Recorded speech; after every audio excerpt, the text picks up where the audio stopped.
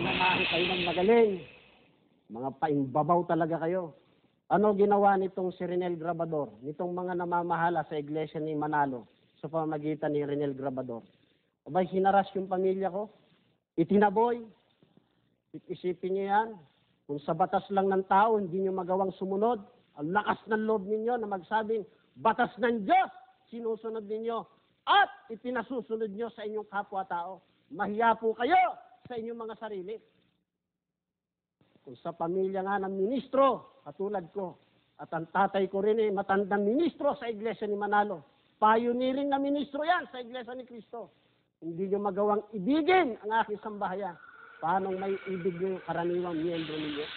Issue number 5. Wala na kayo sisirain sa akin.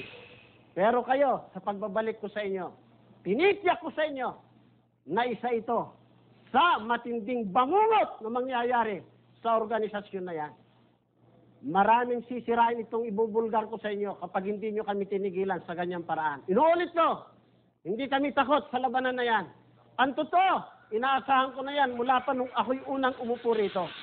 Issue number 6. Ginoong Felix Manalo, kayo tatanungin ko, hindi ba siya naman 5 relisyon ang pinanggalingan niya bago niya itinatag yung iglesia ni Manalo na yan?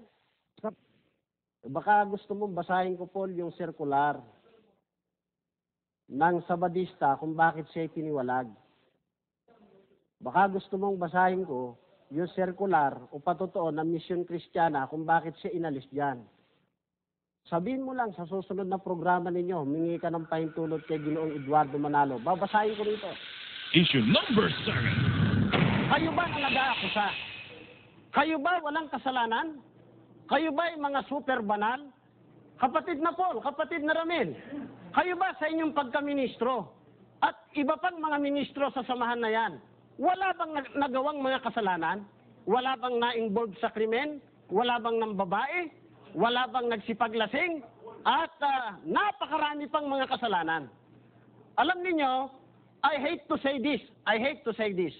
Kasi masasaktan lang yung mga pamilya ng mga kinaukulan. Pero kung ang gusto talaga po ninyo ay ganyang labanan, nakahanda po kami. Issue number 8. Hindi bali na sana kung totoo yung tinuturo di ba ba? Labag sa Biblia tinuturo panloloko Kasi mo, Santa Cena, may agulo, hindi ba panloloko yan?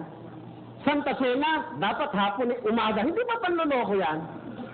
Religious fraud yan Issue number 9. Patutunayan ko with corresponding documents na kailanman hindi nyo kayang tutulan na kayo, kapatid na Paul, ang nagtuturo na magsinungaling yung mga miyembro ninyo. Tinatawagan ko po ng pansin yung COMELEC, mga NGOs, PPCRB ng Iglesia Katolika, lahat po ng mga politiko, lalo na yung kakandidato, 2004. Tingnan ninyo itong gawain ng Iglesia ni Cristo ni Manalo. Ukol sa pagsasurvey, gabay sa pagsasagawa ng survey, ukol sa confidentiality ng survey, tratuhin ng buong ingat at highly confidential ang pagsasagawa ng survey. Walang sino man taga-sanlibutan, lalo na ang mga politiko, na makaalam na tayo nagsasagawa ng survey. Kahit ang mga karaniwang kaanib ay hindi dapat makaalam ng ating itinagagawang survey. Paano kung itanong ng mga taong sino-survey, sino nagpapasurvey? Ano raw po ang isasagot? Eto, makikita niyo yung itinuturo nilang kasinungalingan.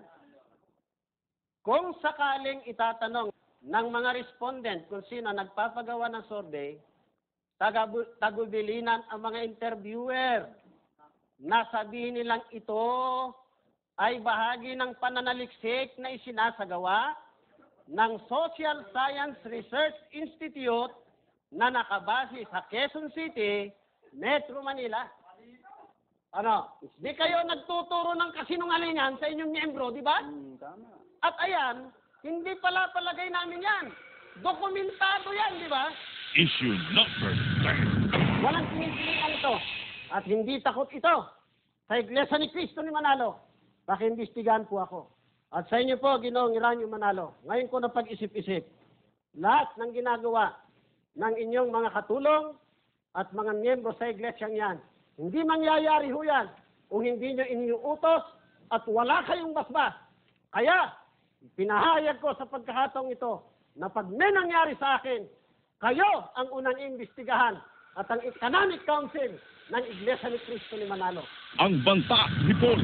Bilang paalaala, Renante, kung aayaw mo na mabulgar sa maraming mga tao sa buong Pilipinas, kung sino ka, kung ano ang uri ng mga pinaggagawa mo, kaya kay tiniwalag sa iglesia, alam mo na ang dapat mong gawin. Ang tugon. E di, subukan mo. At malalaman ng buong mundo naman, yung kabalbalang pinaggagawa nyo riyan.